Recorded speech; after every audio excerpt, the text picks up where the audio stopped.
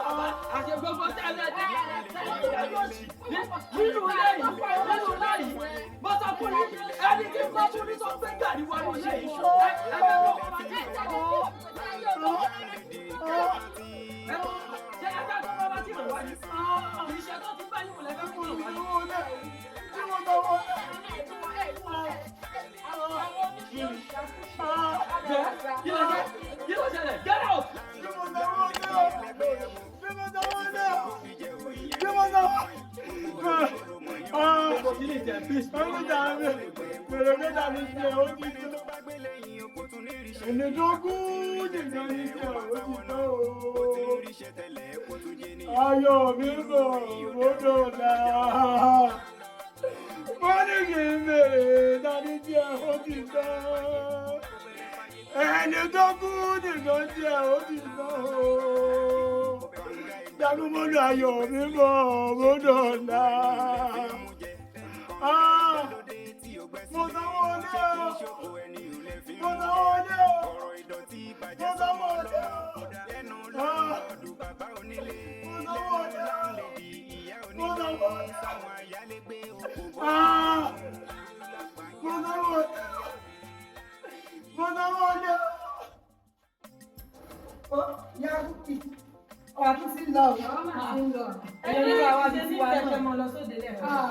Ọ̀rẹ́ tí wọ́n jọ kó sáà bẹ́ẹ̀ ni àwọn àlọ́bí tiwa náà àṣà ní para wa.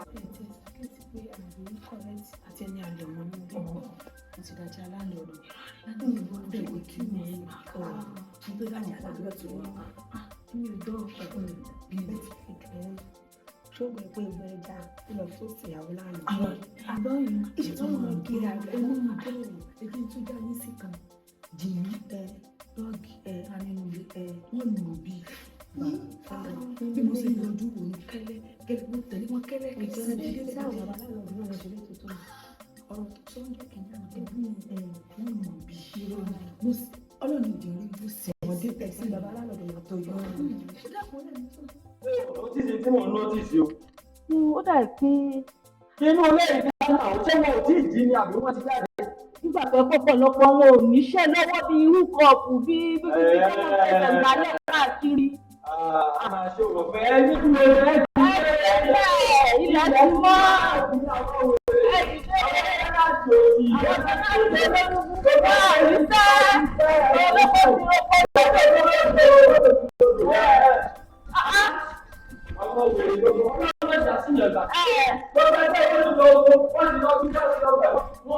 Ìbàjẹ́ pé báwa ṣe pààrọ̀ wa ṣeré lélẹ̀ yìí ká máa lọ́wọ́ kọ́lé. Ẹ wo ìgbẹ́ burúkú ní ìyẹnu lè ṣà ìgbẹ́ méjì péré ni wọ́n yà ní wébo ṣọ́kà lẹ́nu. Ẹnu sọ ohun à ń sọ̀rọ̀ ń sọ̀rọ̀ orí kó dájọ́ tó ó jẹ́ bàmí ló padà máa ṣàṣà ẹ̀ má bínú. Bọ̀dá kọ̀rẹ́. Irú padà mi bọ̀dá kọ̀rẹ́. Ó jẹ́ ti káàlè mú ṣà káàlè mú ṣà. My brother, well done, sir. How you doing? I'm looking for house. I saw a room to let. That's the reason why I'm here. Ẹ wá ní sọ. Bẹ́ẹ̀ni, sir. I'm looking for house. Okay, sir. I want to collect house for here. Benny. Is there house available? You want to say me? This house? No problem. My brother. Thank you, sir. Yes, sir. I love this your house. I love this your house. I would like to even come in tomorrow if they said I should come. Òfin tó wà lè wà yìí ó pọ̀ gan plenty. Ṣé rí ó tún wá náà wọn lórí burúkú méjì kan tó pè ní correct àtẹni Ọlọ́run mo mọ̀ pé ẹni lóòótọ́ Ọlọ́run ò lè mú Jésù Kristi ló wà mú fún. Ṣé rí sábẹ́ ṣé wò mí? Ìgbẹ́ni mo kọ́ ló tọ́ sà. Mo kó gbẹ́. I don't get that, sir. You are doing what? Ìgbẹ́ni mo kó. Excrete. Yes. Shit. Nǹkan tẹ̀yìn bá ti pè ní sà ìgbẹ́lẹ̀ mímu. Okay, sir. Ṣé wá rí létẹ̀ ń wò yìí? Wọ́n dáhùn lórí burúkú kan wọ́n pè ní landlord àti landlady. Òfin wọn plenty gan sà. Ṣé rí inú ilé yìí? Ẹ gbọ́dọ̀ tọ́jú, ẹ gbọ́dọ̀ yàgbẹ́ jù, ẹ gbọ́dọ̀ jẹun jù ṣá. Ṣé rí ẹ̀yin tẹ́ ẹ bá tún wá jẹ́ titi wọn, wọ́n á yọ 90 naira kúrò lówó ilé yín. Why would they deduct 90 naira from my rent? Torí pé ẹ̀yin fẹ́ bà tí wọ́n ní ṣẹ́ rí lágbára Jésù Kristi oṣù tó ń bọ̀ ní máa kó kúrò nílé. Torí pé wọ́n ti fẹ́ ṣòkè ẹ̀mí mi. If they want you to leave this house, you can leave and I will park inside. Ẹ máa wọnú ilé yìí. Wàláhì tàláhì Jésù ògùn aládé ń gbọ́ ẹ̀ nílò oṣù kan tí ayé yín máa fi bàjẹ́. Ṣé rí àgàgà ẹnìkan tó jẹ́ láńlẹ́dì inú ilé yìí ayé yín ayé ti bàjẹ́. But looking at this house, my brother, if my people come from south, they will love this house. South lẹ́tí wá ẹ ti fẹ́ ṣorí burúkú ni. Kò lè mọ bàbá landlord ṣùgbọ́n ìyá láńlẹ́dì yẹn gangan ni problem wa nínú ilé yìí. Bẹ́ẹ̀ ni sà àdírẹ́sì mi fún yín ni pé kẹ́ má gbálẹ̀ ṣé tẹ́ bá gbálẹ̀ ayé yìí ti bàjẹ́ nìyẹn sà. My life is going well before. Your life is polúkúrú muṣu. You so my life will spoil if I should come to this house. We turn upside down, sir. Sir, I don't know what to do again. But this house, I really love this house, and I would love to park inside. I'm park inside. Advice tí mo ní ni mo fún yín, sir. So I cannot bring my people from south come to this house. If you bring your people for this house, ẹ ti ṣorí burúkú nìyẹn. Oh my God. Ẹ pẹ̀lẹ́. Where I won't come say house, my brother. Ibi tó rí yín bá ti sìn yín lọ ni, sir. Or you can help me to get an I don't help you, sir. Ẹ jọ̀ọ́ sir, ẹ má kó bá mi. Ẹ jọ̀ọ́ owó tí mo ní ni mo yá yín. Thank you, my brother. Ẹ pẹ̀lẹ́, sir. But I love this house. Ẹ má lọ fẹ̀ ilé wàhálà ní ilé ìdààmú. Jesus. Àmọ́ sà tẹ́ bá fẹ́ kò gbẹ́ mu wà sílé mu. Why are you telling me about shit, my brother? I need house now for somebody that is fucking shit. Àlàáfíà fún yín. Thank you. I need this house, my brother. Ẹ pẹ̀lẹ́, sir. I would love to take this house. This house is looking lovely. Oh my Ẹ pẹ̀lẹ́, sir. God. I love this house. Báwo lè ṣe máa ní ẹ̀fẹ́ wá gbanú lé wàhálà? Èmi gan mi mo ṣe wà mo ń gbàdúrà kí n kó kúrò nílẹ̀. Àlàáfíà fún yín. Jésù ẹ̀mí mímọ́ àjọ ṣọ́ọ̀bà yìí ṣé bó ti sọ pàṣírí rẹ̀ ò ní túlẹ̀ ní o dẹ̀ ti sọ pé ó ṣàánú fáwọn tí ó ṣàánú fún Jésù o sì wá jẹ́ pò ní gangan ló wá ṣẹlẹ̀. Òkè tí ẹ máa mú jù calm down. Akógbẹ́. Padà báyìí. Kí ló dé tó ṣe yọ olórí burúkú lẹ́dà? Kí ló dé èèyàn gbà yín sílé la gbà yín sílé ni? Kí ni ìṣòro ẹ̀ gan-an? O ṣe kọjú mọ́ ìgbẹ́ tó ń kó. Lọ́nà wo? Ṣé rí mọ́ ṣe wà yẹn tí yín ni mo ṣe? Mo sọ pé ilé alálùbáríkà nílé wa. Gbé gbogbo ẹnu ẹ sàn sórí from A to Z. Gbogbo nǹkan pátá tó sọ fẹ́ni yẹn ni mo gbọ́. Ẹgbẹ́ gbogbo ẹ̀ pátá. Ṣùgbọ́n àbọ̀ abáni tiẹ̀ má wọ̀rí. Uncle. Yes, mom. Jọ ẹ máa bọ̀ sà, ẹ ra. Oh, are you calling me my sister? Yes, sir. I heard you calling me. That's the reason why I come back. Èmi ni Ọlọ́run jogún ilé ìfẹ́ mi àtọkọ mi. Èmi ni landlady ilé. You mean you are the landlady for this house? Oh my God, you are looking beautiful. Thank you. You are looking so beautiful. Ṣé rí ilé tẹ́ fẹ́ gbà yìí? Ilé alálùbáríkà ni. Kódà tẹ́ bá mú pín dénú ilé yìí, ó máa di ìgbà ni. Like seriously? Ọlọ́run ṣé rí ilé yìí báyìí? Gbogbo nǹkan yín báyìí ó máa change sí dáadáa ni. Kódà tẹ́ bá níṣẹ́ lọ́wọ́ gan tẹ́lẹ̀ ẹ máa rí iṣẹ́ alálùbáríkà ni. Gbogbo nǹkan tẹ́ bá ń dáwọ́ lé báyìí ó máa yọrí sí rere ni. Àbí akọ́gbẹ́bò ni. bẹ́ẹ̀ ṣe wí gẹ́gẹ́ ló ṣe. So what she said is true. bẹ́ẹ̀ ṣe gbogbo tó ṣé wá rí ọ̀nkú ṣe rí inú ilé yìí kẹ má sì máa rí tẹ́lẹ̀ tẹ́ bá dé inú ilé ìyàwó alálùbáríkà lẹ máa rí fẹ́ àbí bò ní àkókò bẹ̀rẹ̀ nílé aládìsàn. Oh my God, I'm still very single. You're single. Ẹ má wọrí ẹ máa rí ìyàwó láìpẹ́ kíákíá lẹ máa rí ìyàwó ṣe rí inú ilé yìí ó kún fún wàrà àtọyìn kódà ìfọ̀kànbalẹ̀ ló pọ̀ jù nínú ilé wa ẹ ní pírọ́blẹ̀mù rárá bí ṣe wà mo lè pátánálì kí n bá ń dáná ṣe bẹ́ẹ̀ lẹ́sìn ìyàwó. Yes, my mo lè bá ń ṣe ọbẹ̀ kò sí nǹkan tí mi lè bá ń ṣe. This is such a lovely house. Very very lovely. I can't wait to park inside. Ọlọ́run àbí bẹ́ẹ̀ kọ́. mo ṣe rí gẹ́lẹ́ ṣe sọ. Like seriously, she's telling the àwọn truth. ọ̀rọ̀ mélòó náà fẹ́ sọ tó fẹ́ máa parọ́. ọkùn láfikún ṣẹ́rí ilé wa yìí kò wọ́n rárá o kò wọ́n rárá ọjọ́ òun lẹ fẹ́ kó wá. I can park inside tomorrow. Okay, so depending on the rent. Payment 100,000 ní rent, so 45 agreement, then a máa ń sanwó normally 2,000, but ó depend lórí àwọn nǹkan tẹ́ bá fẹ́ máa lò, so on each 500, but no problem, approximately 150. No. Total package wa 150. But the house set where me had lived before is still 12,500.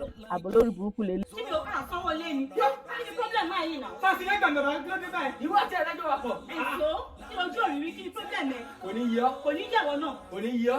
Kò ní jọjọ yé. Ẹ̀yin wẹ̀rẹ̀ méjèèjì lọ́gbẹ̀ ìjọ ti lọ bí sẹ́wọ́. Sórí ọ̀rọ̀ rẹ̀ gùn mí o.